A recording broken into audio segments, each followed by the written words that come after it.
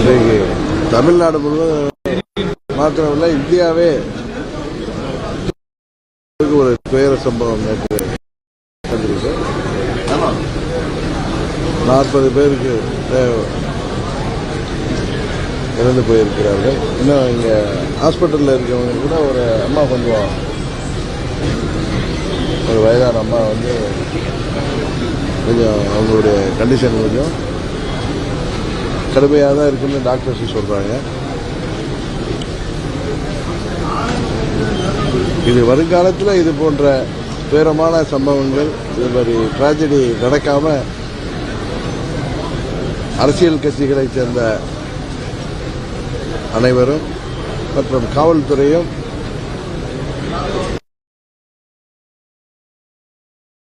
இது ஒரு பாடமாக எடுத்துக்கொண்டு செயல்பட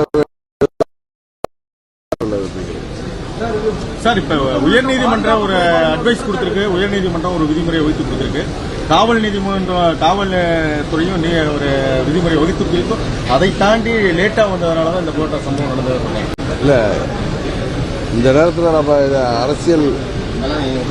அரசியலாக பார்க்காமல் நம்ம தமிழ்நாட்டில் உள்ள அனைத்து அரசியல் கட்சியைச் சேர்ந்த தலைவர்கள் மற்றும் நிர்வாகிகள் இது போன்ற கூட்டம் வருங்காலத்தில் நடத்தக்கூடியவர்கள் மிகவும் கவனமாக இருந்து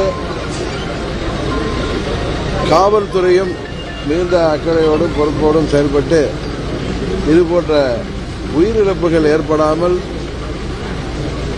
பார்த்துக் கொள்ள வேண்டும் என்பதுதான் நமக்கு இந்த துயரமிக்க சம்பவம் கொடுத்திருக்கின்ற பாடம். அதை தாண்டி நான் அரசியலாக இதில் நான் எதையும் பார்க்கல. இது ஒரு விபத்து. இந்த விபத்தில் யாரையும் குறை சொல்லி பேசுவதால எந்த பலனும் இல்லை. வருங்காலத்தில் இது போன்ற துயர சம்பவங்கள் நடக்காமல் நாம் அனைவரும் பொறுப்பேற்க வேண்டும் என்பதுதான் எனது கருத்தாக இருக்கு. பொதுக்கூட்டங்களுக்கு பெரிய அளவிலான இடங்களும் எதிர்கட்சி நடத்தக்கூடிய போராட்டமாக இருக்கட்டும், பொதுக்கூட்டமாக இருக்கட்டும், பெரிய அளவிலான இடங்களை எல்லா விதமான குற்றச்சாட்டுகளும் இருக்கு.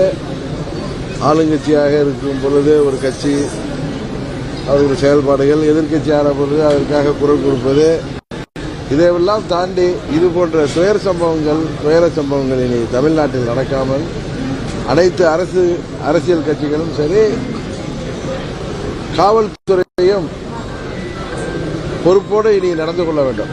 நாங்கள் உட்பட, அம்மா மக்கள் முன்னேற்ற கழகம் உட்பட அனைத்து கட்சிகளுமே, எங்கள் நிர்வாகிகளும் சரி, அனைத்து கட்சிகளைச் சேர்ந்த நிர்வாகிகளும் இதுபோல பொதுமக்களை, தொண்டர்களை கூட்டுகின்ற நிகழ்ச்சியில கவனமாக இருக்க வேண்டும் என்பது இது ஒரு பாடமாக இருக்கிறது. நான் இதில் ஒன்றும் கருத்து சொல்ல விரும்பவில்லை. கட்சித் தலைவர்கள் விஜய் அவர்கள் இந்த சம்பவம் தொடர்பால் பகிரங்கமா மன்னிப்பு வலியுறுத்துறாங்க. முழுக்க முழுக்க விஜயுடைய அவர்தான் இந்த சம்பவத்துக்கு நான் திரும்ப சொல்றேன். நான் இதுல இங்க வந்தது நமது சொந்தங்களாக, உறவினர்களாக, இன்னும் எங்க ஈரோடு புறநகர் கிழக்கு மாவட்டத்தைச் சேர்ந்த ஜம்பை பேரூராட்சியின்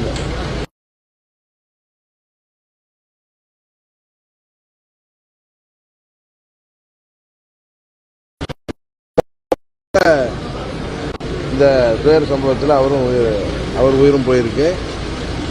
அதுபோல நிறைய 40 பேர் இன்றைக்கு இறந்திருக்கிறார்கள்.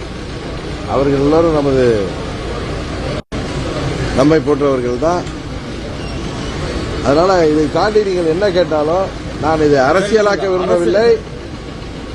ஏதோ ஒரு உறவினர் வீட்டிலேயோ, நண்பர்கள் வீட்டிலேயோ, தெரிந்தவர் வீட்டிலேயோ ஒரு துக்கம் ஏற்பட்டால் எப்படி வருவோமோ அப்படிதான் வந்திருக்கிறேன் தவிர நான் ஒரு அரசியல் கட்சியின் பொதுச் செயலாளராகவோ அரசியல்வாதியாக வரவில்லை. அரசின் நடவடிக்கை இப்ப அரசு ஒரு நபர் கமிஷன் அமைச்சிருக்கு, உடனடியாக இந்த நிவாரணம் அறிவிச்சிருக்காங்க. இந்த மாதிரி அரசின் நடவடிக்கை எப்படி பாருங்க? அதான் சொல்றேனே, இதுல அரசாங்கம் சரியாக தான் நேற்றிலிருந்து செயல்பட்டு வந்திருக்கு. ஒரு நபர் கமிஷன் அமைக்கப்பட்டது ஒரு சரியான நடைமுறை. அதுபோல நான் கேள்விப்பட்ட வர்றப்ப மதுரை நீதிமன்றத்திலையும் தவக சார்பாக ஏதோ வழக்கு தொடர்ந்திருப்பதாக நீதிமன்றம் இதை விசாரிக்க தொடங்கிய பிறகு இதில் நாம் கருத்துக்களை சொல்வதை காட்டிலும் நீதிமன்றம் ஒரு முடிவெடுத்த பிறகு அதன்படி அரசாங்கமும் சரி மற்ற அரசியல் கட்சிகளும் சரி நடந்து கொள்வதுதான் வருங்காலத்திற்கு நல்லது என்பதுதான் என்னுடைய கருத்து. திமுக இந்த சம்பவத்தில் அரசியல் செய்து நினைக்கிறீங்க சார்? ஏன்னா உடனே 4 அமைச்சர்கள் முகாமிடுறாங்க, உடனடியாக நள்ளிரவு 1 மணிக்கு முதல்வர் வர்றாரு, அது கள்ளச்சாராயத்தில் பாதிக்கப்பட்ட பாதிப்பு முதல்வர் போல இந்த சம்பவத்தில் அரசியல் கையெழுத்து. இதுல பதில் சொன்னா அது அரசியலாகிவிடும். அரசாங்கம் அதை கடமையை செய்ய வேண்டும், செய்வதாகத்தான் நான் பார்க்கிறேன்.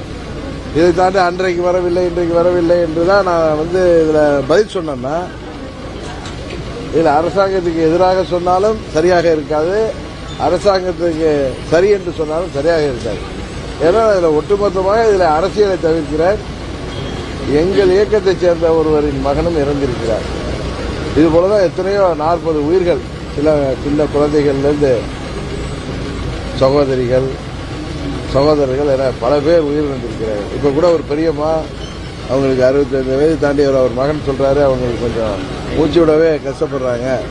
நான் டாக்டர்ஸ்ட கேட்டப்பே நாங்கள் எல்லா முயற்சியும் செய்திருக்கோம், நான் இருந்தாலும் அவருக்கு கண்டிஷன் இன்னும் பெட்டரா வரணும் அப்படிங்கிறத சொல்றாங்க.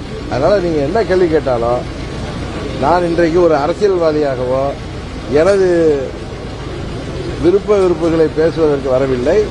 வருங்காலத்தில் இது போன்ற நிகழ்வுகள் வராமல் காவல்துறையும் எல்லா அரசியல் கட்சியைச் சேர்ந்த தலைவர்களும் அங்கே கூட்டங்களை கூட்டுவதோ நிகழ்ச்சி ஏற்பாடு செய்கின்ற அந்த கட்சியின் நிர்வாகிகளும் கவனமாக இருந்து ஒரு உயிருக்கு கூட இழப்பு ஏற்படாமல் வருங்காலத்தில் இருந்தால்தான் அது தமிழ்நாட்டிற்கு நல்லது என்ற ஒரே கருத்தை தான் நான் திரும்ப சொல்ல முடியும்.